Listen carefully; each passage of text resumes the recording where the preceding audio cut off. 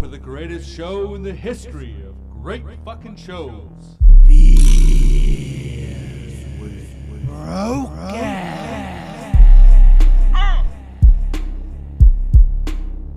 come on. Yeah, come on. Okay, here it is, another night in the studio, 48th floor, Beers with Brokeass. I got my main man, Robbo T-Bone. Okay. And we got a really interesting, kind of a tragic story here. And the guest is Jamie Kehoe. Hey, guys. Yep. And so let's just, you want to just kind of take it over when you got that terrible phone call? Yeah, so I mean, I was working out of town when this all went down. I was up in Hay River in the Northwest Territories, and at about 1 a.m, my phone rang, and it was a police officer. He said, "Are you Jamie Kehoe?" I confirmed, "Yes, I am." He goes, "Father of Jamie Kehoe?" And I said, "Yeah." And I mean, it's a police officer calling. He's 18 and I'm out of town, right? So I said, "What did he do?" Yeah. Right? I didn't think anything of what he was going to say. Then he said, "He didn't do anything. He's been hurt." And then I said, "How bad?" And he said, "Last I saw, it wasn't good." Oh, fuck. So at that moment, I just said, "Okay, well, I got to contact some family. Thanks for the call." And they told me where he was at Royal Columbian. And I started making phone calls. I was able to get a hold of my girlfriend, which got a hold of my mother, and they headed down there. So the next morning, I'm in Hay River in the Northwest Territories, and there's no flights out of there on the weekend. None at all. Closest flight is 8 hours away in Grand Prairie. And I had breakfast planned with a couple friends that I met up there while I was working there, and we went out for breakfast, and I kind of told them about the phone call, and they could just see the look on my face, right? They could tell. So I went in the washroom to kind of, clear up, but just take a minute because it was still like so fresh. Yeah.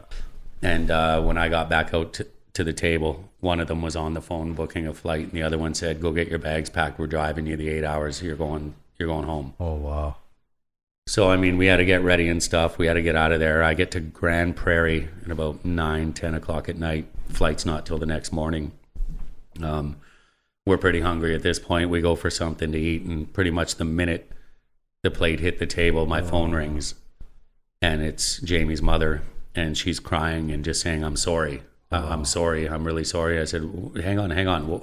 Why are you sorry? I knew she didn't do anything. I said, "Why are you sorry?" Because we were told that he was in surgery. He was still hanging on at this point. This was only less than it was just over 12 hours away from when it happened, right? Anyways, Jesus. Math could be a little wrong there. She just was crying uncontrollably and said she's sorry. And then I said, "Why are you sorry?" And she goes, "He didn't make it." And then hung up. So I was stuck all the way out in Grand Prairie, couldn't even get back for the time at the hospital, couldn't be with him, couldn't be there. I had to stay overnight in Grand Prairie, get on a plane the next day, take plane from there to Edmonton, from Edmonton back home, knowing that my boy's gone and all alone, right? I'm on my own here. Yeah. It was pretty rough. So then I got home, and I had just protect mode came in, and I had some time. One of the good things about the flight is I had some time to think about how I was going to deal with this, because I already knew I wasn't in a group of people crying and overwhelming my head. I had a lot of time on my own to think about the steps. What's the next step? So I wish I could have been there, but it did help me through everything else, because after that there was a lot of planning to do. There was a lot of things to do. I had a really good friend of mine that is one of the best people I know on the planet, and he made sure he was at my house every day, getting me up to take care of the things that needed to be taken care of. Nice. Because nobody else could do this, right? It had to be me. Yeah. This is like planning funeral, all the stuff that comes involved with it, right? There's legal stuff. There's all kinds of stuff that had to be done. He made sure that I was getting it done. I was pretty cool with most of it. I acted like, I wouldn't even say acting. I think at that time you're still in so much shock that you don't even know. I was just trying to get myself through it. I was able to get everything done except when I had to walk in and pick the coffin. Yeah. When I had to walk in and pick the coffin, that's when I just couldn't do it. I said, "Brian, I can't do this." And so I just walked out and I just said, I'll just trust your judgment on this one, right? You take this one. And he did it for me. And then the funeral arrangements and everything else I was able to take care of. So that's a bit of the story of how it got to the part where you start asking questions. Yeah. What happened, right? Yeah. Why'd this happen? What was he doing? Anything to provoke this? Was, what the hell happened here, and who's going to be held responsible? So the story that I'll tell you what I was told by the police, like right away at that time. And then fortunately for us, I don't know if it's fortunately, but a long time later, 8 years later, which was just last year, somebody came forward that was actually on the bus and reached out to us and told this story, which I'll read to you and let you know what this person had to say. But sure.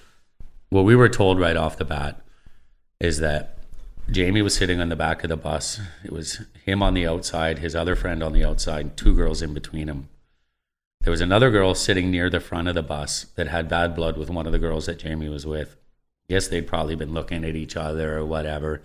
The girl got up to get off the bus, and as she was walking out, Jamie's friend said, "See you later, bitch." Yeah. That girl come from the front door, came to the back doors, pushed her way through the door, and came up into the back and started punching the girl that Jamie was with. Apparently at that time, well, even the girl here says that the other friends that Jamie was with were like, they're kids, they see a fight, they're like, "Oh, get her," right? Yeah. I mean, I don't agree with any of that stuff. I know Jamie wasn't that kind of person as well. He would want to avoid confrontation at all costs.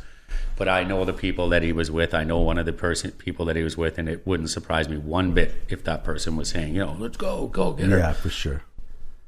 So she's on the bus punching the other girl. Her boyfriend that she was with follows her onto the bus, and he comes to the back of the bus. I was told to get his girlfriend to stop or try to protect, right? Which I don't know if that's true. I really, honestly, when you hear the rest of the story and as I talk more, I don't believe that that's true, but that's what I was told, that he was there to help. Because when the girl was almost knocked out, her friend stood up.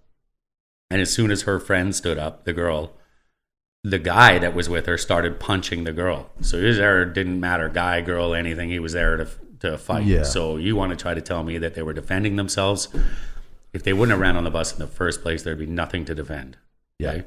They would have just, you ever been called a bitch before? And somebody ends up dead for it. Yeah, absolutely. And it wasn't even the person who said it. So I heard a lot of stories. I heard some stories from the people. The police said that he was protecting himself against Jamie's friend and accidentally stabbed Jamie. That's what they told me. They said that he had a baton with him that he pulled out, and the guy then pulled out a knife. He swore to me that he didn't pull out that baton until after Jamie was on the ground and he was chasing the guy off the bus after he'd stabbed Jamie. I paid $500 to a very reputable lie detector guy in Vancouver, an ex-Vancouver police officer, to get him there just for my own mind, right? Not admissible in court, whatever. It was for me, but to know if this kid started it or not, right? Yeah, for sure. He passed that test. Nice. The baton didn't come out until he was chasing the guy off the bus, and then when he did hit him with it, he caught a piece of him as he was getting off the back of the bus, and he admitted that. He stayed there with the baton, said, "I did hit him."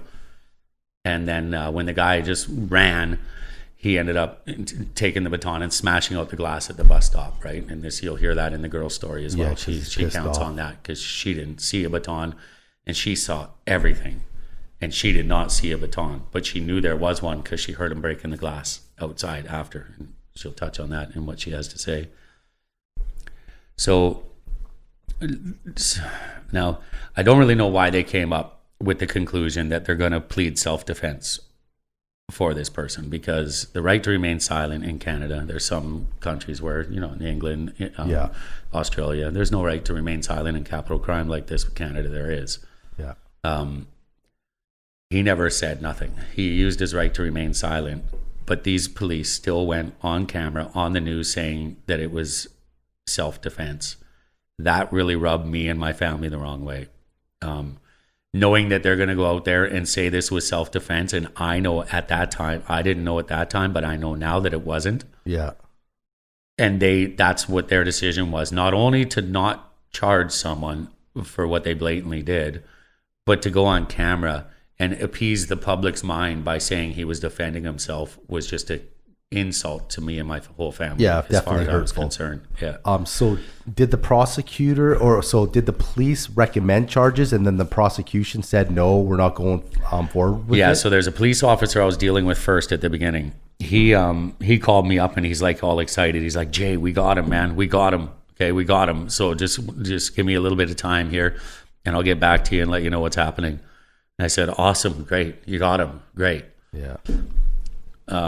He was between 24 and 48 hours later that we got a phone call, and I was back out of town at this time. Like, this didn't happen right the day of or anything. For sure. That they got him. Okay, this was a couple weeks after things. Yeah. It was between it happening and the funeral. Yeah. So I went back out of town, waiting for what they had to say. So I was on a conference call with them, and the prosecutor and the police officer there with my family. Everybody was in attendance, but I was out of town. I was on conference call, and they basically just said that we're not going to lay charges at this point. Wow. That he was defending himself, is what they came up with. And I just lost my mind at that point. I was like, you got to be kidding me, right? Absolutely. So I called this officer back that told me that they got him and said, what's going on? Right? He said, I don't know. He said, I'm really upset. I don't know. And I said, whose call was it? And he said, it was the prosecutor's call. So I said, who is this prosecutor? Can I talk to him? And they are not allowed to give the name of the prosecutor. But this officer was so upset with the fact that this happened and he was just going to let it slide. He gave me the prosecutor's name. That's awesome. So I called the prosecutor and talked to him. I asked him a couple questions, and he said, how did you know it was me? How'd you get this number? And I said, well, the officer gave it to me. And he said, okay, well, I can't talk to you anymore. This is an open investigation. I'm the prosecutor. I can't talk to you or give you any information on a phone, and hung up on me. So I called the police officer back, and he is no longer available. So he was so upset that he told me something here. I don't know if he ended up getting fired, if they moved him somewhere else, whatever they did, but he was now, my main contact guy was not available anymore. I wasn't allowed to talk to him anymore. Fresh, no. So he was really upset. He was pretty sure he had the case against this guy.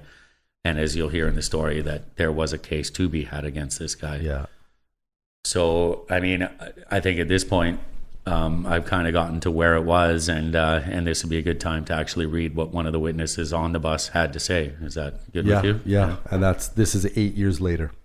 Yes, Roughly. This is 8 years later when she finally messaged us directly. So on Jamie's birthday, we checked his Facebook page 8 years later. You know, it's kind of weird. He was born on the 8th. He passed on the 8th. And 8 years later, we look at his Facebook page, and there's a letter for us, and it reads, "Hi, Jamie. I didn't actually know you personally, but I was there the night. I am not sure why I am writing this message, but that night still replays in my head. I was 15 years old and alone on the bus. I was heading home from a high school party, much too intoxicated at my age. I shouldn't have been on that bus, but I never had the type of father or parents to wonder where I was, nor would he have answered if I called. I headed home to Scott Road Station sometime around midnight. That's when the altercation occurred. It may sound uncomparable because I know your family clearly loved you and mourns that night endlessly, but that night still haunts me. I was too young and everything happened so fast, feet away from me. I was sitting in the seat behind the back door of the bus, putting me directly in front of the fight. And once he ran off, your brother, I think, which it's not, it was a friend of Jamie's, asked me to call the police. I did. I was crying. There were girls screaming and glass breaking. I spent that night at the police station until about 7 a.m. and driven home by the bus driver. The police were unable to contact my parents or anybody, so they just let me go. I had your blood on me from when I ran to help and tried to help the girl holding pressure over your chest.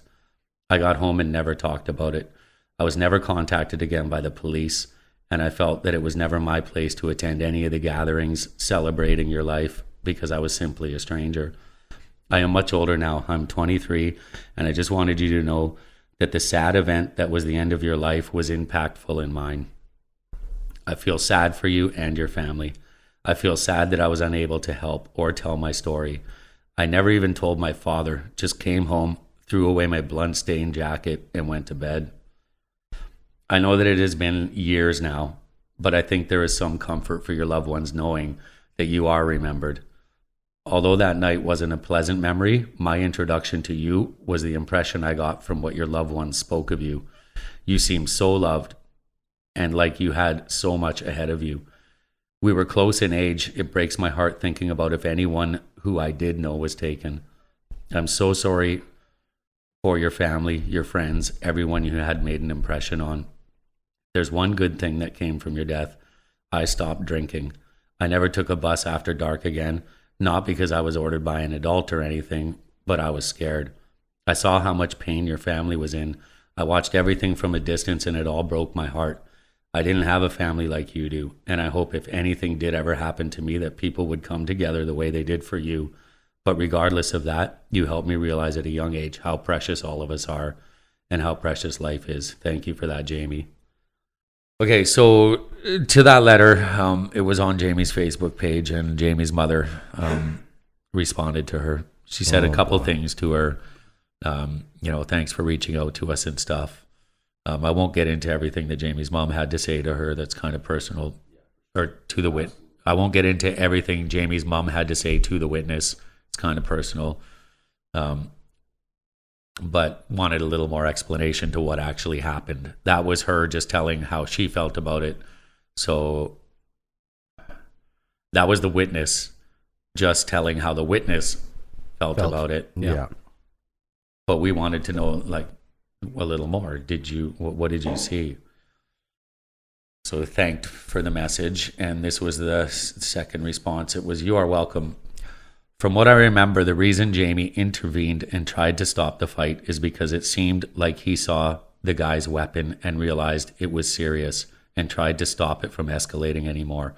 I wanted to do the same thing. He was braver. I believe the guy was attempting to protect his girlfriend and pull her off the bus. But number one, the girlfriend chose a fist fight, not a knife fight. He tried to get on the bus and pull her out, but Jamie's friends were egging it on. The girl never stopped either. The guy then got involved and began hitting the other girl who was hitting his girlfriend, and then a weapon was taken out. Then Jamie stood up. He was trying to stop everything. He never threatened harm to a single person, and admittedly the people he happened to be with were provoking. Jamie was the only one stabbed, when the reality is nobody should have been. He was trying to stop a fight that was turning into a dangerous fight. Somebody needs to take responsibility for intending harm. If he was defending himself, the guy who did this, he should have walked off the bus. If he was defending her, she shouldn't have made the conscious choice to attack another female. He involved himself with a weapon capable of killing. There was no reason for it. If they were separately attacked, then maybe self-defense to that extent is plausible. But for them to first attack, how can they claim self-defense? He was, quote unquote, protecting his girlfriend from a fight she should have never caused. Nobody's life was threatened before that knife was brought out. I never actually saw the baton, which they said his friend pulled out, and this is why the guy reacted. So I may somehow be biased, but I can't confirm it was even in the fight. And this is a person who was sitting right there, saw everything and never saw the baton. Which the guy passed a lie detector that it never came out, but the police said that it did, and that's why he did what he did. She knew it was there because the guy broke the glass at the bus stop, and that's the only time that I saw it, because I could hear it. So I'm definitely not denying a baton was involved. I just didn't see it on the bus. And that was her explanation to us. So my son was stabbed 4 times. he was stabbed twice in the arm. He knew the knife was out and he saw it coming. So he put his arm up and he got 2 in the arm, and then obviously hurt his arm. Yeah. Brought the arm down. Once the left arm was down, he got him twice in the chest, right above the heart. Does that sound like self-defense? Sounds like straight swinging a knife like you want to hurt somebody to me. Yeah, it does. Yeah. You know, like pull it out, say, I got a knife, swing at him once and run off the bus. There was nobody impeding these people from getting off the bus. They're the ones that were blocking the path for anyone else to get off. Yeah. This was just not self-defense. And I wanted to make it clear to the public, which is my majority reason for being here right now, is that he did not deserve what happened. He was not provoking this. This was not self-defense. So anybody that heard that it was, I'm here to tell you right now, it's a lie. And this is what the police decided to do. This is the system that we have in place for us. And this is what they do. They just say whatever they want to get away with what their decisions are. And I've been really upset about that since this happened. Since that interview. 100%. You have every right to be. They probably just, you know, in their heads, they're like, maybe they won't be able to get a conviction, but just to not even get this guy, you know, at least let the guy plead something, right? So they're pretty much just kind of like, they don't want to press charges.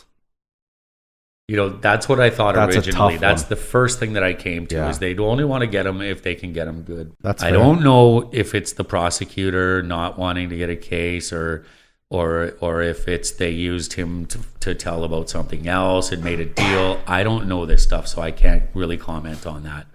But I've got a lot of things, like I'm not the dumbest person on the planet. There are a lot of things in my mind as to reasons why they would come to this decision.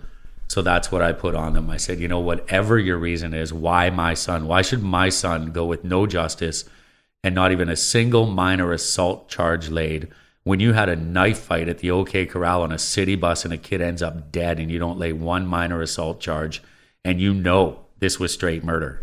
You know it. Yeah. They say, we wish we could tell you more. It's an open investigation. Yeah. I'm confused by one thing, that the girl the girl that was getting punched. Yeah. Right. So she called her a bitch, is what you said. Like, yes. Wow. And then just imploded And then from there. escalated like that. So they were then sitting near the front of the bus, and and that girl was sitting at the back. She goes, "See you later, bitch." Oh yeah. And then she came running back around the bus through the back doors, and So- that's it. So did the It all cops happened charge from her there. with assault? No, nobody was charged. Not Nobody one was minor charged, not assault even- charge laid. They all stayed there. They all said it happened. The other witnesses on the bus, they said nobody actually saw Jamie get stabbed. None of the witnesses. They didn't want to go to that point, but I'm sure they got enough out of witnesses that, I saw that girl punch that girl. That doesn't scare them, right? Yeah. But when you see somebody else with the knife, you don't want to tell on that person, right? Plus, so I'm they're sure probably they got a bit pretty- of this story. Plus, everyone on that bus is probably pretty traumatized for sure. Yeah, It's horrible. And now the witness that came forward last year and wrote you the letter. So the cops, they only questioned her one time, Right. And that was the night of, and they thought, oh well, she has nothing. She can't like say anything because she obviously didn't witness it. Or is they what the were cops are lazy thinking, and they right? couldn't get a hold of the parents and they just said, fuck, just, you know. Yeah, there's Because, like, you would something go really after weird her. going on, right? So these are the facts. So she's the one who called the police. They held her outside the bus and just asked her what happened. She was crying hysterically. She said that she couldn't even get words out really. So they said, okay, we'll take you back to the police station. She was only 15, and like she said in the letter, she didn't have parents. Even if they tried to call her dad, maybe he wouldn't answer. Well, that's what happened. She tried calling her dad, he wouldn't answer. So there's probably a law against questioning a 15-year-old without Well, there their is, parents yeah, without an adult present, yeah. right? Yeah. So I mean, yeah. But I mean, why they didn't come to her directly after? The only thing I can think is because even in her statement, the first thing she said was, "I was very intoxicated." Yeah. So is that a credible witness? No. I don't know what 15-year-old intoxicated girl, Yeah, but that's a tough one because you see someone get murdered in a bar, everyone in that bar is drinking, and they're going to take witness statements. Yeah, right? of course they are. So Jamie's mother couldn't be here, so I just asked her if she wanted to write out, kind of how she felt about it all. It ended up being quite a lengthy letter, or for lack of better words, this is pretty much an impact statement because this is how she felt from the beginning and where she's at now. It's a little bit of a long letter, and I'm not the best reader, so let's see how this goes here. So Saturday morning, approximately 1:30 a.m., October 11th, 2011, my son Traven came rushing into the room to wake me up, as his father, Jason Kehoe, said to wake me up that it was important. I got the phone and Jason said, "Tammy, JB's been stabbed and it's bad." I'll never forget those words. My heart fell to my stomach. I looked at Traven and his sister, Alyssa, and said, "Get your jackets and get in the car now." They knew by the sound of my voice and the delivery of what I said that it was serious. We were out the house in the car in minutes. The drive there is a bit of a blur. All I remember is how strong the fog was and praying to God, begging him not to take my son. The thoughts running through my head aren't completely clear, except I remember thinking, how could this have happened? My son, who had never hurt a fly? How could someone stab him? How scared he must have been. Jamie was not confrontational person at all. He would never be involved in a fight. He was such a kind-hearted young man. I arrived at the hospital still not clear of what happened, desperately looking for someone to guide me in the direction of my son. I finally got to see him and couldn't believe what I was seeing. My son laying there helpless to what was happening, and me not a thing I could do. The worst feeling a parent can experience. As a parent, we are supposed to protect our children from all the hurt, all the bad this world has. I just wanted to trade places with him. This was so unfair. The doctors and nurses were doing what they could, and from what they were telling me, scared me and made me feel more helpless than ever. I remember asking if he was going to be okay. He's going to be okay, right? And all they could say is, we just got to get through every minute. I never thought those words could hurt so bad. At one point, I was leaning on Jamie's shoulder, nuzzled by his left side of his head, whispering to him, "Jamie, you're going to be okay. I'm going to be right here waiting for you. I love you so much, and I'm so sorry. I was sorry for not being there for him. Sorry I couldn't take his place. Sorry for all the mistakes I'd made as a mother. Sorry for every little thing that led us to where he was. And most of all, sorry that he was alone at that very moment in a place that I wasn't." My mother walked in the room as I was holding Jamie, and as soon as she spoke, Jamie opened his eyes in a state of confusion and tried to pick up his head. I desperately called his name and was saying, "Jamie, Jamie, it's Mom, I'm right here, Jamie." He closed his eyes, and that was the last time I ever saw those beautiful blues. Not knowing what the tragic outcome of this horrible incident was going to be, I was hopeful at that moment. I thought he was really going to pull through. I was sitting in the waiting room when Code Blue was called. We all looked at each other, got up and ran to his room. The doctor was on top of Jamie with defibrillators trying to start his heart. I honestly couldn't believe what was happening. The doctor then looked at me and said, "I'm sorry, he's gone." From that moment on, my life has never been the same. God has taken one of my children. I was so torn with where I needed to be. A part of me needed to be with Jamie, wanted to be with Jamie. And the other part of me looked in my other children's eyes and knew I couldn't leave them. How could life be so unfair? So there is no moving on or getting over it. There's no, I don't know if this word is right. There is no bow, no fix, no solution to my heartache. There is no end to the ways I will grieve and for how long I will grieve. There is no glue for my broken heart, no medication for my pain. There's no going back in time. For as long as I breathe, I will grieve and ache and love my son with all my heart and soul. There will never come a time where I won't think about who my son would be, what he would look like, who he would be married to, what he would be doing for work. Would he live close to me? Would he have children? Where in life would he be? I wish people could understand that grief lasts forever because love lasts forever, and that a loss of a child is not one infinite event. It's continuous loss that unfolds minute by minute over the course of a lifetime. Every missed birthday, holidays, weddings that will never be, grandchildren that should have been that will never be, an entire generation of family, my family, that will never be. This is why grief lasts forever. The ripple effect lasts forever. The bleeding never stops. Smiles or not, a piece of my heart is in constant pain and will never be whole. Empty chair, empty room, empty space in every family picture. Empty, vacant, forever gone for this lifetime. Empty spaces that should be full everywhere we go.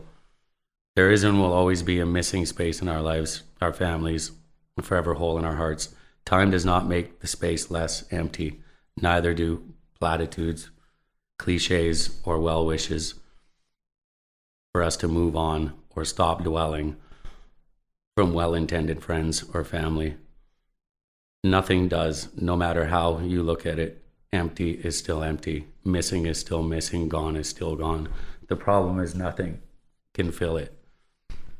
Minute after minute, hour after hour, day after day, month after month, and year after year, heartbreaking year, the empty space remains. Have you ever wondered why every holiday season is like torture for a parent who lost a child? Even if it's been 15, 10, or 25 years later, it's because it really truly is. Imagine if you had to live every holiday without one of your precious children. Imagine how that might feel for you. It would be easier to lose an arm, leg, or two, or anything than live without your flesh and blood, without the beat of your heart. Almost anything would be easier than living without your precious child. That is why holidays are always and will always be hard. Don't wonder why or even try to understand. Because I've built my life back up from the depth of unimaginable pain, suffering, sorrow again and again. When the joy comes, however, and whenever it does, it is a joy that breaks through every pore of my skin and every bone in my body. I feel all of it deeply. The love, the grief, the joy, the pain. I embrace and think every morsel of it. My life is now more rich and vibrant and full, not despite my loss, but because of it. In grief, there are gifts, sometimes many. These gifts don't in any way make it all worth it. But I am grateful beyond words for each and every day that comes my way. I bow my head to each one and say thank you, thank you, thank you, because there is nothing, and I mean absolutely nothing, I take for granted. Living life in this way gives me greater joy than I've ever known possible. I have my son to thank for that. Being his mom is the best gift I've ever been given. Even death can't take that away. I love you, Jamie.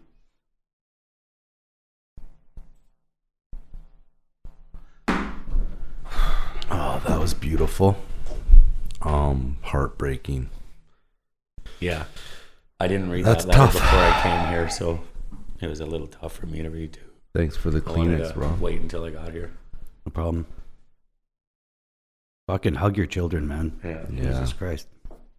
Us as a family, we want him charged. Let the judge decide. For sure. From what you guys already know, from what I know, I'll testify. I mean, I wasn't there, but I know things as well. And I know that this stuff, you got to know facts. To put a case together, it's not as easy as I'm saying it is. Yeah. But I feel that they have enough to charge this person.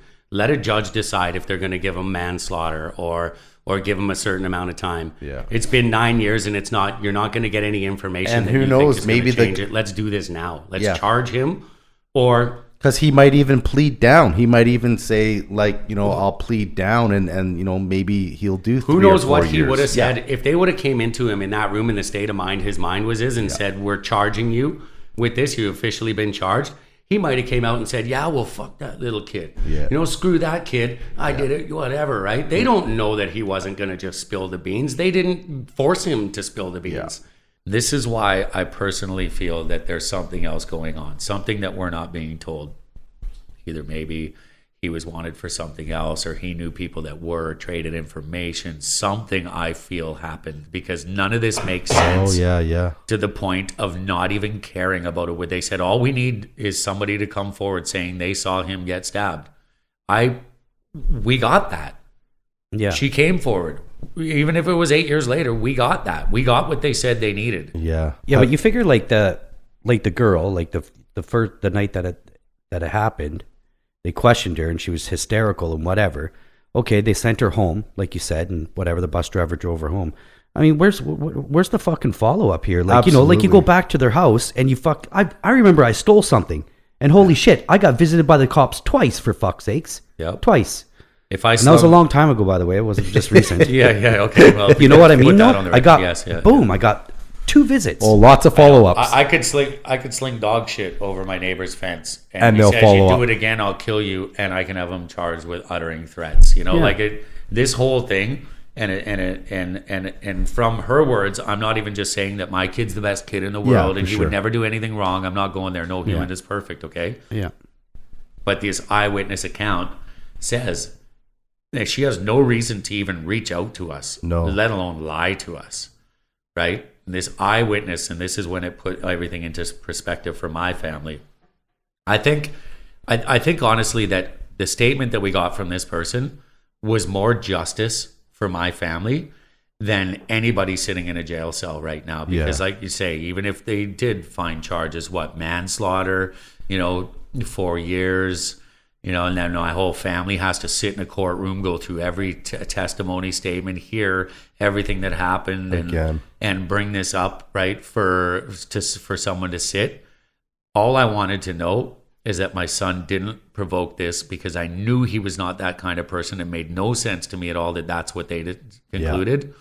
And this was a godsend to us, because now I know in my heart that it wasn't self-defense, that he was not provoking this, that he was just trying to be the person I raised him to be, and that's how he went, and that's why he's my hero. That's why we have on his memorial at 72nd and 128th, we have a big picture of him, a plaque there, and a cross in the ground that says Jamie Kehoe, hero. Nice. I was hoping as a dad that I was his, and now he's mine. Yeah. He was the only one on that bus brave enough to stand up and try to stop this, and he didn't stand up until he saw the knife. So he Yeah. became braver the second he saw it get more dangerous, and Wow. I'm very proud of him for that. Absolutely. I mean, I'd rather he sat down and didn't move, because Yeah. he'd still be here today, but I can't help but be proud of him for what he actually did. And what about the girl who mouthed off the girl? Like, she must be good. She must just be. Did she ever We reach out kept to in you? contact Yeah. with her for a little while, but that was pretty traumatic for her. So staying in Absolutely. contact with someone like that and keep bringing it up and keep maybe asking more questions, I felt It's hard. was not only hard for me, but really hard for her. I guarantee this. If she knew that calling that girl a bitch was Yeah. going to end up with my son dying She on would the never floor of do a it. bus, she would have never called her a bitch. Yeah. So who am I to, you started this, you did this, yeah. it's all your fault. It's the fault of the person who ran on the bus with a weapon, intending to use it and using it. That's the only person I blame. I don't blame any of his friends for saying, oh yeah, there's a fight. Yeah, fight, right? And Yeah. We've all done that. I can Right? agree with that. Absolutely. He's the one to blame, Yeah. and he needs to be held accountable. Now, we touched on why am I actually here today. Yeah. I don't honestly 100% know, but I just wanted people to know, because the news only puts on what they want to put on, clips of what you have to say, and they end it the way they wanted. The way they wanted was the way the police said it, is that they found he was acting in self-defense. They did not find he was acting in self-defense. Yeah. That was their decision to claim self-defense for him, and I need people to know this, because it tarnished. Not only was it a kick in the nuts for our family, sure. that it tarnished that, all these people that cared about it, and in the end it was self-defense. So why did we care? It was Canada-wide. Like, why do we care about a kid starts a fight and ends up getting, Yeah. what he gets for it? It's not the way it went down. So I just wanted, that's my main thing, is to let people know that that's not what happened, and be able to tell my story. Yeah. Also, there could be some people out there that know stuff that weren't intoxicated witnesses. Somebody on That are that just bus that was scared. straight and has been holding this for years. Well, it's time to come forward. That kid died probably protecting you too. Who knows if they didn't get my son, if he was going to go down the line and the next person who stood up was dead. You might be sitting here today on this planet because of what my son did for you as well. Yeah. So don't you feel you owe it? Yeah. Like, if you were on that bus, come forward and say something. It's time. It's been a lot of years. Don't worry about the piece of shit who did this, right? Yeah. He'll get whatever happens. But Yeah. to clear your own conscience and know that you know information that could help, or help the person that possibly, what if the guy ran down, didn't end up stabbing my son, had the knife out, and you stood up to get off the bus and he saw you as a threat and stabbed you? Yeah. You could possibly be alive because my son stood up first. So just do the right thing. Yeah, that's, for and sure. I'm hoping Definitely. if anybody comes out. Do Now, they have like a should they just contact Yeah, the so through the Facebook? website, if anybody wants to talk to me or ask me questions, you can go directly to iHit. You don't even have to talk to me if you have information like that. Yeah. But anybody who has follow-up questions or wants to question me about anything that I've said here today, definitely 100% reach me through your website. Yeah. I'm not going to give my personal info, which probably so many people already know, and there's going to be people that do message me directly if they hear this. For sure. But anybody who doesn't know me or my family, I'd appreciate it just to contact through your website, which is Beers with Brokeass on YouTube, and they will give you contact information for myself. Nice. Another thing here is, have you tried to reach out to MLA or anything? So I did call the mayor Nice. back at the time. And I wanted to talk to the mayor and say, this is That was the 8 police. years ago. Was that? Yeah, that was right at the time when I heard there was going to be no charges laid. And I think it was Diane Watts. Diane Watts, yeah. Okay. And they wouldn't let me talk directly to her, but her spokesperson took the message from me, right? And of course, did you think I was going to be able to give the mayor shit for this, right? No. So, but I did. And I called and I said, is this the message that you want to send to our public and to our children? That if you get on a bus and you get murdered, we're not going to do anything about it? Is that really the message you want to send at this day and age to young kids? So after this happened, I never really knew. I knew my son had friends and I knew that, who he was and who I loved him as. Yeah. But I never had a clue how many people's lives he had impacted in the short time until this happened. So many really good kids. He was a skater, right? Yeah, so many kids came forward and wanted to help. And this one girl, she thought she would help by raising some bottles, right, to help with the funeral costs. It was pretty cute. That's awesome. She had no idea what she was in for. Yeah. I got a buddy that come down with a 5-ton truck. We ended up getting, within a 4 or 5 hour span, $3,200 in pop bottles and cans. Wow. That was a 5-ton cube van, full, Wow. and then another load of bottles as well. It was chaos because we had these volunteers, these kids that came up that never even knew Jamie, and they volunteered to go to the bottle depot and stack them because at that time you had to stack them, take right? forever. Or take them. So these girls showed up that we call Jamie's Angels. I got them special shirts made. They showed up and they were softball players. They've done this before. So they brought a bunch of clear bags and started taping on them 100 cans, 100 bottles, 100 this, 100 that. And they got a little bit of organization into what was going on. But nice. You know how many pop cans is? Many people at the time cared. And these are the people that I want to reach. Yeah. Everybody who really cared about this story, because they heard first it was Good Samaritan stands up for somebody and ends up dead. Yeah. It broke the hearts of people all across the country. Yeah. Then the police come out and say he was acting in self-defense, no charges will be laid. What a fucking kick in the nuts to our family is for that? Sure. When we find out 8 years later, we could hear statements from anybody that was on the bus all we want. I never knew until this person came forward and told it clearly that it was a memory of her. She stopped drinking. Her whole life was changed because of this. I trust this witness. Yeah, for sure. So that really helped. And I want people to know that story, that it's not the story that the police told.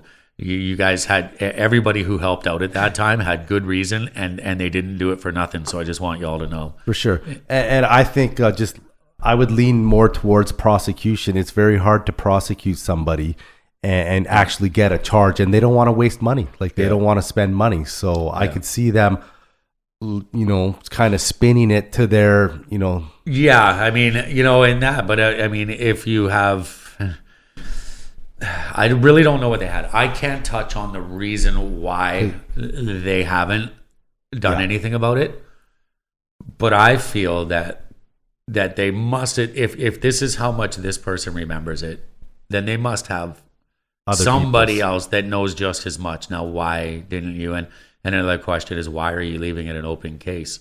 Because I'm only privy to information that justifies their decision. I'm not allowed to read witness statements. It's an open case. Wow. I'm not allowed to get all this information. They're calling it an open case today so that we cannot access the information, is what I feel. Yeah. There's no statute of limitation for murder. They can call it a closed file. Then I'm privy to everything that they had at that point. And then I can seek reopen it. my own investigators or anything, right? At that point, like get a private investigator.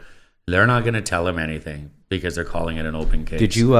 You weren't even given the guy's name? No, we're not allowed to know holy who he shit, is. not He even knows who given my the whole name. family is, but I'm not allowed to know who he is. That's sick. No, we touched on that before, but I mean, like, imagine you can Google somebody like that, right? And maybe What, do you there's other- Google the guy who killed a kid? And he Maybe never some said he other did, shit. so he's Yeah. got the right to remain silent. And that's just weird. He never said he did either. Like he never said He did never it said or, nothing. or Yeah. nothing. But Nope. they're just self-defense. Yeah. It's just And one of the it's I baffling hit to me. officers said, "You know what? You're a very well-spoken person, and you seem to care a lot about this, and I understand why." And he said, "Maybe you're the guy we need. Maybe you're the guy that should go out there and try to fight the law of capital crime having the right to remain silent, like the other countries, like Australia, like England. They don't have a right to remain silent. If they think that something's wrong, they're not leaving there until they get the answers that they want. Yeah. They can hold here 24, possibly 48 hours." If he doesn't admit anything, they got to let him go unless they have hard evidence. I mean, a camera catching him stab Jamie, would possibly be a little different, right? Yeah. It would, but in a case like this, all the people in the back of the bus, semi-intoxicated, they're all telling different stories. They got different stories from everyone that was on the back of the bus. What they tell me, I don't know. How And much that's of the what they tell me problem. is A the lot of the time, eyewitness statements, Yeah. especially when there's chaos and like if people are traumatized, it's just a jump. You're almost better off having 2 or 3 people rather than 10 people try to tell that story because it's like fucking chaos. Yeah, everybody kind of sees things a little bit different. Yeah. And And I some also of them think were probably scared, and Yeah, I they're probably like, "Fuck, I didn't." Like if you're scared and say this guy, or you've bumped into this guy before, you're not gonna come out and say, "Oh yeah, I saw him just stabbing people." You'd lean the other way if you're scared. You'd go, an altercation happened, somebody hit him over the head, and then That's there's right. people that get scared and witnesses actually lie. have the right to remain silent as well. Yeah, But they don't have to tell what they can just say, "I didn't see it," just to keep themselves out of any harm or danger. The witness is the witness. That witness could possibly have to get on the stand in front of the person, that's scary. and then now that person knows who Yeah. the quote unquote rat is. Yeah, I feel in a situation like this, there is no rat. no, This is a situation where an innocent kid just trying to get home on a bus, whether he was drinking a little bit himself or not, and something just chaotic happened, and he's the only one that stood up for all you people on that bus, and you let him just go with being too scared to protect him after he was gone. So if you're out there, just do the right thing, because we could really use the help. absolutely. Like I read the whole thing, and I remember actually when this incident had happened, I was watching the news, and I was like, "Oh wow!" I was like, "Oh, I think we went to school with her." Yeah. And then I was like, "Oh fuck, man!" And then I remember texting John, and he's like, "Yeah, it's not looking good," Yeah, it was pretty rough. I mean, not being able to make it back in time, obviously, Yeah. right? But the last time I saw him, he gave me a hug and said, "I love you." I don't even honestly know if it would have made it any better for me to see him in there with tubes all in him and everything. Yeah. I don't know, because it never happened to me. So I did hold an open casket at his funeral at the request of some family members, but I didn't even go look. That may sound harsh to some people. I don't know, but I couldn't do it. You want to remember him, from the way that I saw him healthy, last. I didn't want, I don't want tell you that. the truth, I don't have kids, but I don't think I'd be able to do the open I casket, don't even man. know why some of the family members wanted to request something like that. It's just something even more traumatizing than what we've already gone through, but it's not my place to judge. Yeah. They asked for it, I gave it to them. Yeah. I just couldn't do it. So No. yeah, the last time I saw him, he was happy and said, "Okay." I said, "I'm Yeah. going to work. I love you. I'll see you when you get back." And that's the last time. So That's terrible, man.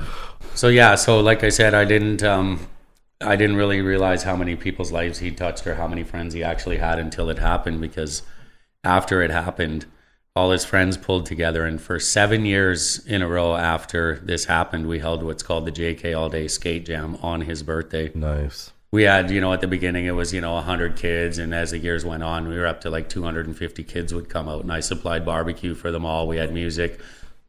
We had a good guy, Chris Somerville, from a skate shop in Delta that produced a lot of prizes for us. Oh, beautiful. First, it was done by a really good friend of his named Donnie.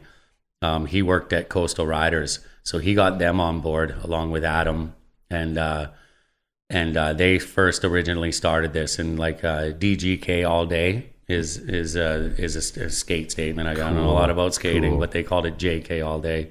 Made a bunch of shirts, and we held this, and it just got bigger and better from then. And just talking and meeting the people that would come to these events and hearing some of the stories. There was one kid that came up to me and said, I was having a really, really bad day. I didn't even know if I wanted to carry on. And Jamie saw that, and I sat down for about 15 minutes and talked with him, and he turned my life right around just by his smile and the things he had to say. Nice. I had a lady come up to me with her son and say, "We're not from around here. We don't know you. We didn't know Jamie, but my son wanted to meet you. He said that he's been carrying around a knife, and the other day he gave it back to me and said, I don't want to carry this knife anymore. After hearing what you had to say on the news, he did that." So she said, "Keep doing what you're doing." Yeah. Right. Maybe we can help some kids out there. Yeah, and for knowing sure. that I even just helped that one with the way we reacted to all of this is heartwarming in its own. He had a group of girls there at the skate park that called him Jamie Baby. He was just this cute little Jamie, right? Everyone loved him. I'm sure there's probably a couple people there that could take him or leave him, just like in any crowd. But I heard nothing but good from anybody that I talked to, and I didn't realize he had that much of an impact. But it didn't surprise me because I know who he is. Yeah. He was a lot like me. He just want to help in situations where he can, and he just get along with everybody. If you don't like the person, don't say anything about it. Take them or leave them. Don't see them again. He's just always that kind of person. Yeah. So needless to say, he had a lot of friends, and it was really good to meet them and find out how much they actually really cared about him. It was good for our family. We lost the sponsor, and I don't know a lot about skating or where to get prizes and stuff 2 years ago. Yeah.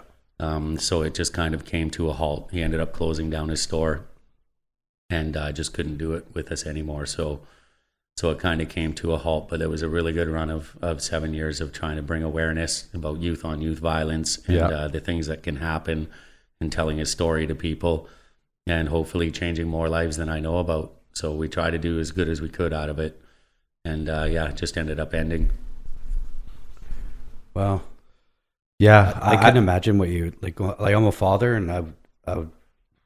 It's heartbreaking. It is. It's I'm heartbreaking speechless. because that entire event, it should not have went down how it went down. Like it just seems like there was no reason for it to get escalated to that extent. Yeah, and I mean, you say, what you would do if you're a father, and I mean, everybody rolls around saying, if anybody ever touched my kid, I'd kill him. Yeah. You're not a murderer. We're not murderers. We just want to protect our children, right? So that's an easy thing to say. Because you have have other kids as well, right? That's right. They got to see that I'm strong, so they don't fall apart. His brother Traven was with me the whole time. His mom just couldn't handle it, so he came with me immediately after it happened. And he stayed by my side through a lot of this stuff, through the funeral home, everything. He wanted to be with me. And he showed how tough he was and how resilient he was as well. And I think he fed off of me and how I reacted to it. So I was, thankful that that was my decision. I didn't want to go. See, controlling your emotions, I feel, is the key to life in a lot of situations. Anger, jealousy, all these emotions are so easy to act on. Mm-hmm. If you can control those emotions, then you can get through situations sanely and figure out how you're going to do it. Yeah, I've had the gift to be able to control my emotions, and in this instance, it made me even know that I could do that even more. Yeah, because the first thing I wanted to do is something that I won't even say. Obviously, like every other parent, the first thing you want to do, right? I left that in the hands of the police. My job was to protect the rest of my family and get to the bottom of what really happened. So even though he's not with us, I can still protect him, which is, even though it's 8 years later, I'm doing now. Like, did they offer any help for like they did, they offered, but I rejected the help. Yeah. I made my decision on my own. Yeah. I don't think hearing from somebody else, whether they've gone through it or not, taking their opinions of how I should deal with this would have helped me in any way, shape, or form. That's fair enough. Maybe if I fell to drugs or the bottle and started acting like an ass and wanting to hurt everybody, then maybe I would need some help. Yeah. But that's not the route that I took. Yeah. He's not taking me with him. He didn't deserve my son, and he's not taking me with him. And I just got to live by that. Even as hard as people may seem that they wouldn't be that way, or maybe there's some people out there that will hear this and say, oh, what a wussy, really? I'd fucking kill him. Well, no, you're definitely. Well, you know what? To those people, that's how you might react. Yeah. It's not how I chose to do it. And I stand by my decision to not let this piece of shit take me with him. I stand by it. Yeah. That's I don't even know. It's heartbreaking, man. Like, just. And I really want to thank you guys for giving me this this opportunity to actually tell this, because I know we have a lot of mutual friends, and this will get out to people in this mutual area. Yeah. Appreciate all this. Yep. And is there anything else that you want to at this point, there's on? not much else. I think I've explained kind of everything that I know. I'll tell you if anything changes, and especially because of this, I'll be back. And I will tell you guys exactly how that all went down. And let us know if anyone gets in touch with you. You guys will know too. It's going to come through your website, right?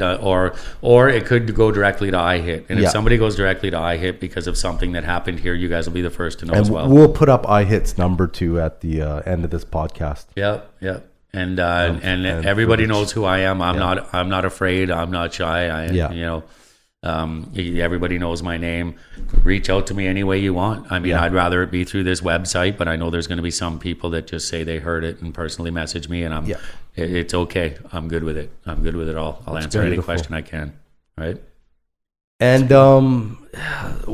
if there is anybody out there that wants to, or do you have any plans to keep that thing going after 7 years? Yeah, I mean, we would love to get it going again, because it really helps. And if we had a really solid, good sponsor, we could actually turn it into a more quote unquote political for youth on youth violence, because the friends he had that were skating at that time, this has been 8 years, not so much skaters anymore. They got kids, and and that's another thing I lost that day. I lost a daughter-in-law, and I lost grandchildren. I didn't just lose Jamie. He was only 18, right? I mean, we lost a lot that day. And I mean, if there's anybody out there interested and wants to keep this JK all day going and having an event for these skater kids, for kids out there, and make this a youth violence, against youth violence type thing, absolutely. I'm all for it. Get a hold of me and let's do it. Absolutely. We kind of already know all the things that we had to do to get it going.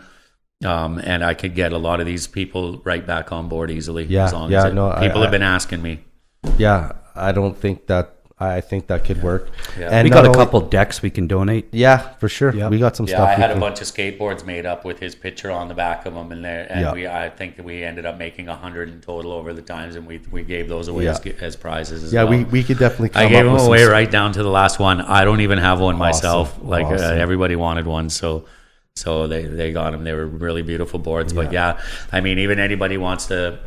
There's a lot involved in this, right? There's, you got to get the permit, which is pretty easy, right? That's something I could do if somebody was into it. But I mean, there's all kinds of things. Yep, volunteers, a barbecue, all that stuff, right? And where was it? Was it local in a park? So we did it at the Delta skate park, the Delta Rotary, because that's where he hung out. That was his skate park. One year I moved it to Cloverdale when Cloverdale Park opened up, and it was a nice new park, and I thought, let's move it there. But it didn't feel like home. It didn't feel right. So the next year we went back to Delta, and we're just going to keep it there. Yeah. So if this does happen again, I mean, I would love to be a part of it. Yeah. No. Anybody has anything they want to say to me, or anything that they think they can help, or anything, just by all means get a hold of me. Yeah. And we'll see what. Yeah. We beautiful. Do. And just to touch on a couple other things, kids, if you're out there, leave the knives at home. Like, it's just things can escalate really quick. I get it. We've all been kids, or we've all been at that age where, you're punching people in the face and things can kind of go sideways, but just leave the fucking, leave the knives at home. Yeah, for sure. Good advice, because this, you don't even, you think that it's for protection, but then you end up using it for a bad situation, and you have to live with this too. Yeah, for sure. Like, I mean, do you really want to be a murderer? No. Like, ask yourself that, and then just put the fucking thing down. Yeah, for sure. Yeah. Okay, thank you for sharing your story. Yeah, welcome, guys. Thanks for having me. And anytime if you're in the area or whatever, shoot me your, a text if you want to come up, have a beer, and for sure, buddy. I really appreciate you guys and everything you do. So, awesome. Thank you very much, man. Okay, cool. So that's a wrap.